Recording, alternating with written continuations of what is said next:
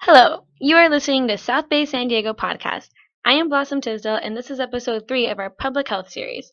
I am here with the head evaluator of the health program LEED, Live Everyday Educated with Diabetes, that was conducted here in the South Bay. Let me introduce you to Chloe Silverado.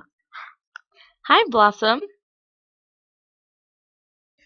Chloe, can you tell me about the main goal of the program? Sure, Blossom. LEED's main goal is to improve participants' hemoglobin A1C levels to below 6.5% by promoting ownership of their disease through education, motivational phone calls, and utilizing family support for adults diagnosed with diabetes in the San Diego South Bay area. Wow, that's fabulous. How did you evaluate the success of the program?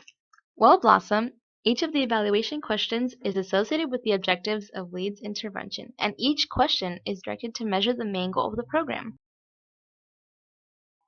To evaluate LEED's main goal, we focused on 3 questions. First, there was a difference in the number of participants who reached the goal of having HbA1c levels below 6.5% between the experimental and comparison groups. Second, did the HbA1c levels differ in participants who received family support and those who didn't? And third, were the HbA1c levels lowered by receiving motivational phone calls versus the group that did not receive them? Oh, okay. How did you know how to focus on education, family support, and motivation as influencing factors on hemoglobin A1C levels? LEED utilized the social cognitive theory to construct the program. This theory states that behavioral, personal, and environmental factors influence individual behaviors. I see. So, from my understanding, the program utilized a comparison group to show that the intervention was effective? You are correct, Blossom. The program used a quasi-experimental time series research design with multiple evaluations through the 12 months of the program. So, how were the study participants chosen?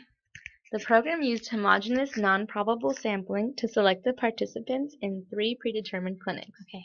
Homogeneous sampling was necessary because all of the participants had to be diagnosed with diabetes. Of course. Okay, so after the populations were chosen, what was next? Well, next we had to measure our independent and dependent variables in order to collect data. What were the variables and what kind of data was collected? Well, Blossom, LEED's independent variables were education, family support, and motivational phone calls. To evaluate education, we gathered nominal data through multiple choice questions that had mutually exclusive answers, obviously. To evaluate family support, we gathered ratio data through the questionnaires by asking participants to label their level of family support on a scale of 0 to 10. Then, to evaluate the impact of motivational phone calls, we once again gathered ratio data through the questionnaires by asking participants to label how effective they felt phone calls were in motivating them to stay on track on a scale of 0 to 10. And the dependent variable? LEED dependent variables are the hemoglobin A1C levels of participants. The hemoglobin A1C levels will be measured through blood draws during physical examinations. This gives ratio data because hemoglobin A1C levels range from 3 to 14%. At this point, you had tons of data to work with. What kind of analysis did you do? Well, based on the type of data and variables, we use t-test and correlation to analyze the 4 variables.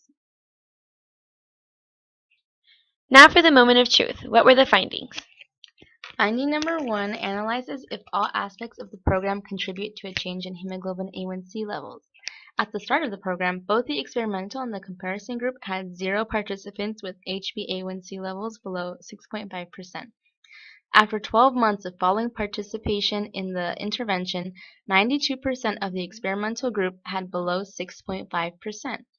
On the other hand, the comparison group, who did not receive LEED's intervention, only had a slight 12% increase of participants having an HbA1c level below 6.5%. LEED proved to be effective because it lowered the HbA1c levels of the participants substantially when compared to the comparison group. How profound! How about the analysis for the support of family members? For finding number 2, we used correlations analysis because both HbA1c and level of family support are continuous variables. Basically, participants who received more family support showed greater progress in lowering their hemoglobin A1C level and keeping it under control than those who reported lower levels of family support. That makes sense. I'm wondering how receiving motivational phone calls affected participants' hemoglobin A1C levels. Because our dependent variable is continuous and the dependent variable of receiving phone calls is categorical, we use t-test analysis to determine the results. The results show that 92% of the participants who received motivational phone calls reached the goal of hemoglobin A1C levels below 6.5%.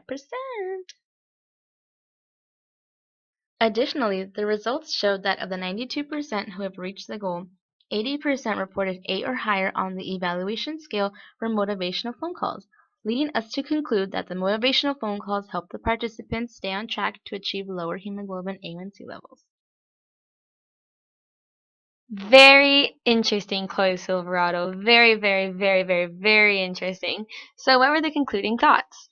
Based on the data we gathered, increased education on diabetes and diabetes management, increased family support, and providing motivational phone calls for participants proved to be effective because it lowered the H1C levels of the participants 8 times more than the comparison group.